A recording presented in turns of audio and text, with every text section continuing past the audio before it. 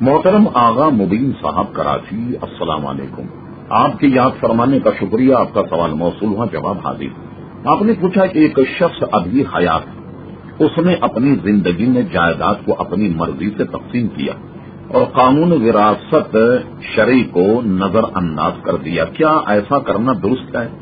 محترم آغا مبین صاحب، سب سے پہلے تو آپ یہ جان لیجئے کہ جب وراثت کا جب مسئلہ ہے تو وراثت جب ہوگی جب کسی کا انتقال،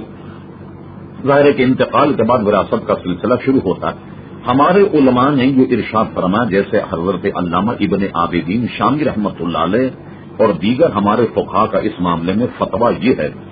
کہ کوئی شخص اگر اپنی زندگی میں اپنی اولاد میں اگر کوئی جائیداد کو تقسیم کرنا چاہے تو اس کا طریقہ یہ ہے کہ ماں باپ اپنی ضرورت کے لیے مال میں سے کچھ رکھنے جتنا وہ مناسب سمجھے، اور باقی جتنا مال ہے وہ سب اپنے بیٹے اور بیٹیوں پر یکساں تقسیم کرنا ہوگا۔ اس میں یوں نہیں ہوگا کہ بیٹے کو 2 حصے دے جائیں، بیٹی کو 1 نہیں، بلکہ زندگی میں کوئی آدمی اپنی جائیداد تقسیم کرے تو اپنے لیے، اپنی بیوی کے لیے جو چاہے وہ زندگی گزارنے کے لیے رکھ لے، اور باقی جتنا مال ہے وہ سب میں برابر تقسیم کرنا ہوگا۔